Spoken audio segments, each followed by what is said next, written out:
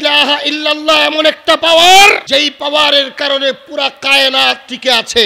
লা ইলাহা ইল্লাল্লাহ এমন একটা পাওয়ার, যেই পাওয়ারের কারণে আসমান টিকে আছে। লা ইলাহা ইল্লাল্লাহ এমন একটা পাওয়ার, যেই পাওয়ারের কারণে জমিন টিকে আছে। এই জন্যই তো রাসূল বলেছেন, যদি জমিনে লা ইলাহা ইল্লাল্লাহ না থাকে, লা ইলাহা ইল্লাল্লাহ বলনেওয়ালা না থাকে, লা ইলাহা ইল্লাল্লাহ মনে প্রাণে বিশ্বাসকারী জমিনে না থাকে, আল্লাহর রাসূল বলেন, তাহলে আল্লাহ তাআলা আসমান জমিন ধ্বংস করে দিয়ে দুনিয়াতে কিয়ামত ঘটায় দিবেন। শুধু একটা ধর্মের দাওয়াতে যদি হইতো, তাহলে তো আবু লাহাব এটা মনে করতে পারত, তার মনে চাইছে দাওয়াত দিছে, আমার মনে চাইছে গ্রহণ করব না, তার মনে চাইছে দাওয়াত দিবে, আরেকজনের মনে চাইছে গ্রহণ করবে না। তো কি হয়েছে? ঠিক আছে বাতিজা, তুমি তোমার কাজ করো, আমি আমার কাজ করি, তোমার দাওয়াত প্রত্যাখ্যান করলাম, এই কথা বলেও তো চলে যেতে পারতো, কিন্তু এই কথা বলে চলে যায় নাই। তাহলে বোঝা যায় এই বাক্যের মধ্যে এমন কোনো পাওয়ারফুল কোনো বিষয় আছে, এই বাক্যের দাবিতে এমন পাওয়ারফুল কোন একটা বিষয় আছে, যেই বিষয়ের কারণে আবু লাহাব লা ইলাহা ইল্লাল্লাহকে নিজের অস্তিত্বের জন্য হুমকি মনে করেছে, লা ইলাহা ইল্লাল্লাহকে তার রাজত্বের জন্য হুমকি মনে করেছে, লা ইলাহা ইল্লাল্লাহকে তার প্রচলিত রাষ্ট্র ব্যবস্থার জন্য হুমকি মনে করেছে।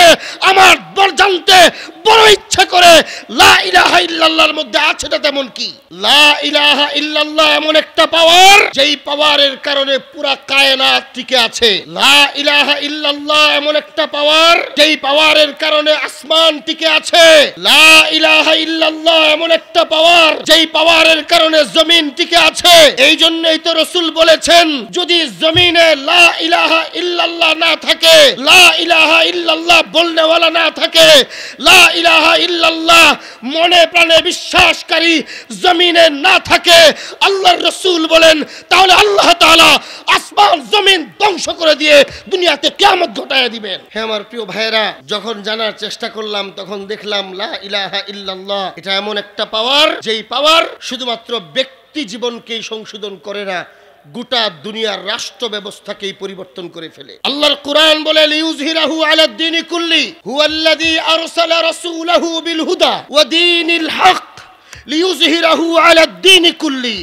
আল্লাহর কোরআন বলে, লা ইলাহা ইল্লাল্লাহ এমন একটা আহ্বান, এমন একটা চেতনা, আল্লাহর রাসূল লা ইলাহা ইল্লাল্লাহর দাওয়াত নিয়ে এসেছেন গোটা দুনিয়াতে ইসলামকে রাজনৈতিকভাবে প্রতিষ্ঠিত করা। এর অর্থ হলো, তখনকার সময়ে আবু লাহাব আল্লাহর রাসূলের সাথে বিরুদ্ধাচরণ করার কারণ ছিল এটা, লা ইলাহা ইল্লাল্লাহ যদি বাস্তবায়ন হয়, লা ইলাহা ইল্লাল্লাহ যদি প্রতিষ্ঠিত হয়, লা ইলাহা ইল্লাল্লাহ যদি সকলে গ্রহণ করে ফেলে, তাহলে আবু জাহেল, আবু লাহাব এবং তাদের বাপ দাদা থেকে চলে আসা যেই জুলুমের রাজত্ব, যেই শিরকের রাজত্ব, যেই মানব জাতিকে গোলামের জাতিতে পরিণত করার রাজত্ব, সেই রাজত্বকে ধ্বংস করে দিয়ে এক আল্লাহর একত্ববাদ রাজনৈতিকভাবে প্রতিষ্ঠিত হবে। লা ইলাহা ইল্লাল্লাহ যদি বাস্তবায়ন হয়, তাহলে তাদের মূর্তির অস্তিত্ব মক্কায় থাকবে না।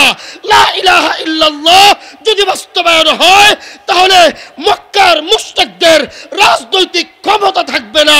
সমস্ত মূর্তি মাটির সাথে মিশিয়ে দেওয়া হবে, মূর্তির রাজত্ব মাটির সাথে মিশিয়ে দেওয়া হবে।